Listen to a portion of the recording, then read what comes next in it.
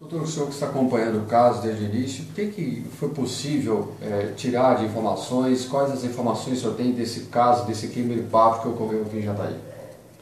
Desde o fato noticiado ontem, né, por volta de meio-dia, nós já encaminhamos uma equipe para o local, fizemos todo o levantamento, né, pericial, todo o levantamento de campo, e quando nós conseguimos identificar então alguns detalhes, alguns traços desse possível autor, através da própria criança, a filha da vítima, que foi abandonada no local.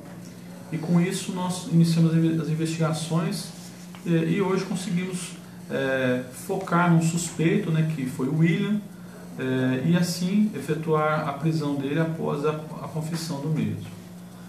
Mesmo com o trauma dessa criança, doutor, ela colaborou com a polícia? Sim, ela acabou nos dando informações importantes, principalmente quando ela relatou que ela foi até o local junto com a mãe sozinha, né, que ela não foi levada pelo criminoso até aquele local. Então isso nos deu uma margem para acreditar que alguém teria de fato armado um encontro, né, porque ela saiu de casa para atender uma cliente. Então a gente acredita que ela de fato foi ao local para encontrar um cliente, né, uma cliente, né, para mostrar roupas, porque ela trabalhava com esse tipo de produto. E assim ela foi abordada e feita refém no local. Por diversas vezes ele entrou em contradição, doutor. O que ele realmente relatou para os senhores? Não, ele a princípio teve uma certa resistência, mas quando ele nós conseguimos mostrar que ele que estava caindo em algumas contradições, principalmente porque o celular da vítima, o extrato das ligações da vítima, mostraram um número que teria falado com ela logo assim que o fato aconteceu, que a criança foi encontrada naquele matagal. E esse mesmo número de telefone, a esposa dele reconheceu que também teria recebido mensagens desse telefone. Então foi isso que nos chamou a atenção, né? Porque a gente viu que o autor do crime, de alguma forma, teria mandado mensagem para a esposa dele, né? Então nós acabamos focando um pouco mais nessa pessoa, na esposa dele, que era amiga da vítima, e quando a gente foi entender um pouco a vida dela, nós tivemos a notícia que ela namorava ele há um mês, né? E vimos que ele tinha várias passagens por roubo, né? Com isso, então, nós conseguimos, conversando com ele, vimos que ele acabou entrando em contradição com relação à habilitação de um chip, e aí ele acabou não cedendo, às vezes, as informações que a gente tinha e resolveu confessar. A ideia dele seria realmente matar, roubar, ou de repente a polícia trabalha ainda com um possível caso de vingança nesse caso também, doutor?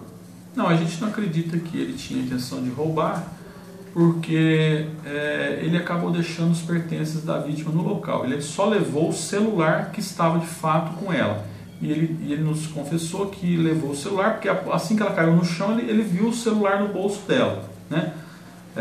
Talvez também para poder tirar essa prova do crime, porque o celular dela estava registrado nas ligações que ela havia recebido naqueles últimos minutos, né? Mas tudo indica que ele não tinha intenção de roubar, né? E nem praticar, nem abusar sexualmente dela também, porque na verdade ela foi encontrada sem nenhuma marca de sinais de abuso sexual. Sim, doutor. A criança chegou a presenciar todo esse fato, toda essa crueldade? Ele relatou a nós que a criança não acompanhou, não viu o caso em que ele teria matado, desferido as facadas dele. O que ele disse em relação a isso? Eu acredito também que a criança não tenha presenciado a morte da mãe, porque ele fala que deixou a criança no carro, né? E ele entrou uma certa distância para dentro do mato, que do carro você não conseguia ver o local onde ela foi morta, né? Em razão das plantas, das árvores. E isso deve ter acontecido uma dinâmica muito rápida, né? Porque assim, no momento que ele já desceu, ele já desferiu os golpes e matou ela. E ele alegou que a criança tinha ficado dentro do carro. A criança chegou a relatar para testemunhas e para a gente também que ele teria machucado ela com a faca, mas a criança viu, na realidade, o momento em que ele abordou ela, né? Que ele dominou ela, ele estava com uma faca, né? Então a gente acredita que ela deve ter feito essa relação de machucar, né, porque ele desceu com a mãe, né, lá para baixo, a criança não viu mais a mãe, a gente acredita que a criança fez essa relação que ele teria machucado ela por causa da faca que ele mostrou, que a criança acabou vendo na mão dele. Doutor, a motivação do crime, o que a polícia acredita que tenha sido? Ele afirma que matou ela em razão do uso excessivo de droga e que ele não teria motivo para matar ela. E que depois de ele ter feito uso de droga, ele ficou assim com uma vontade muito grande, obsessiva, de matar uma pessoa, né? E ele teria escolhido ela aleatoriamente, né? Em razão da facilidade dele viu que ela atendia clientes em casa e ele viu o número do celular dela e ele fala que com isso ele mandou uma mensagem para ela e ela acabou respondendo que iria atender e ela foi entrando aí nessa dissimulação que ele fez e por se passar por uma suposta cliente chamada Bruna, né? Então tudo acabou dando certo para ele, então a gente acredita que ele acabou matando a vítima em razão dessas circunstâncias.